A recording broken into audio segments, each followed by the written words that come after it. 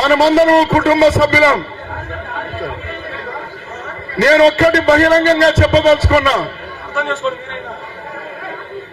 నేను పుట్టిన నియోజకవర్గం కానీ, నేను పోటీ చేసిన నియోజకవర్గం కానీ, లేక ఎక్కడైనా నా మాట చెల్లుబాటు అవుతుంది అంటే కానీ ఫలానా వాళ్లే ఉండాలి, నా మాటే జరగాలి అని చెప్పడానికి నేను తయారుగా లేను.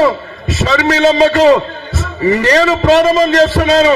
అమ్మా, నీకు పూర్తి స్వేచ్ఛ, నీకు పూర్తి స్వేచ్ఛ. పోయిన 10 సంవత్సరాలుగా కష్టపడ్డ వాళ్ళు ఉన్నారు, ఈ రోజు కొత్తగా వస్తున్న వాళ్ళు ఉన్నారు. నా మిత్రుడు రామకృష్ణారెడ్డి ఈ రోజు కాంగ్రెస్ పార్టీలో చేరడానికి వచ్చినాడు. ఒక నిజాయితీ పరుడు, ఉన్న ఆస్తులు పోగొట్టుకున్నాడు కానీ ఆస్తులు చేసుకున్నటువంటి వాడు కాదు.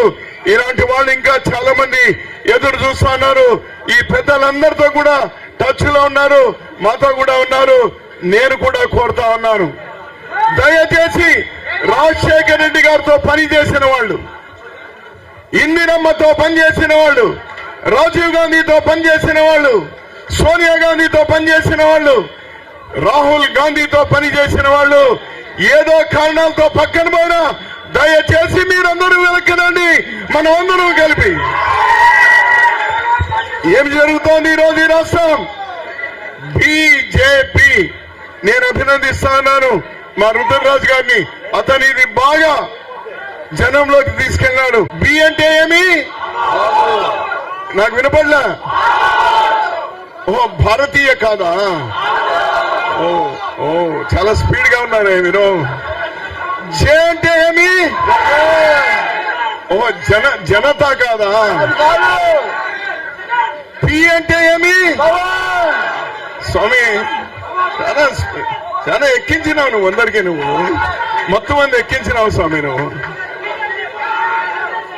మొత్తం 29 రాష్ట్రాలుంటే 28 రాష్ట్రాల్లో బీజేపీ అంటే భారతీయ జనతా పార్టీ అయితే ఒక్క ఆంధ్రప్రదేశ్ లో మాత్రం బాబు జగన్ పవన్.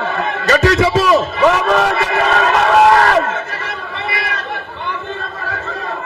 బాబు జగన్ పవన్ వాళ్ళు ముగ్గురు ఈ రోజు కట్టు బానిసలు. మోడీ గారికి, భారతీయ జనతా పార్టీకి కట్టు బానిసలు.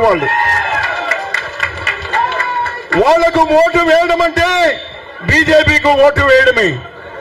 బీజేపీకి ఓటు వేయడం అంటే మన కొమ్మును మనమే నరుక్కున్నట్టే. ఈ రోజు రాష్ట్రానికి ద్రోహులుగా నిలబడ్డారు. తరిమి కొట్టాలి. అది మళ్లీ చేయగలిగిన సత్తా రాహుల్ గాంధీ గారు ఈ ఆగస్టు 15వ తేదీన 100 6 100 అగ్రహారం పీడైనా రాహుల్ గాంధీ గారు ఎర్ర కోట మీద జాతీయ జెండాను ప్రధాని హోదాలో ఎగరవేయబోతా ఉన్నారు. అతని తొలి సంతకం ఏ ఫైలు మీద? అది మన గుండె చప్పుడు కాదు, రాహుల్ గాంధీ గారి గుండె చప్పుడు. ఈ రోజు అతనే కాదు, ఇండియా కూటమిలో ఉన్న అన్ని పార్టీలతో కూడా వాళ్ళు ఒప్పిస్తారు, మనకు సాధ్యమవుతుంది. ఈ రోజు షర్మిలమ్మ దక్షిణాయనం అయిపోయింది. ఏ శుభ కార్యక్రమం చేసినా ఉత్తరాయణంలోనే ప్రారంభం అవుతుంది.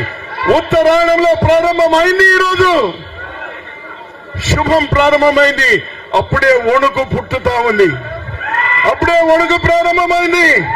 వేలాది వాహనాలు ఎయిర్పోర్ట్ నుంచి వస్తా ఉంటే మావి ఒక 10 వాహనాలు వదిలి మిగిలిన వాహనాలన్నీ అడ్డుకునేటువంటి ప్రయత్నం ప్రభుత్వం చేస్తా ఉంది అంటే ఏమి దాని అర్థం? భయం భయం భయం భయం భయం.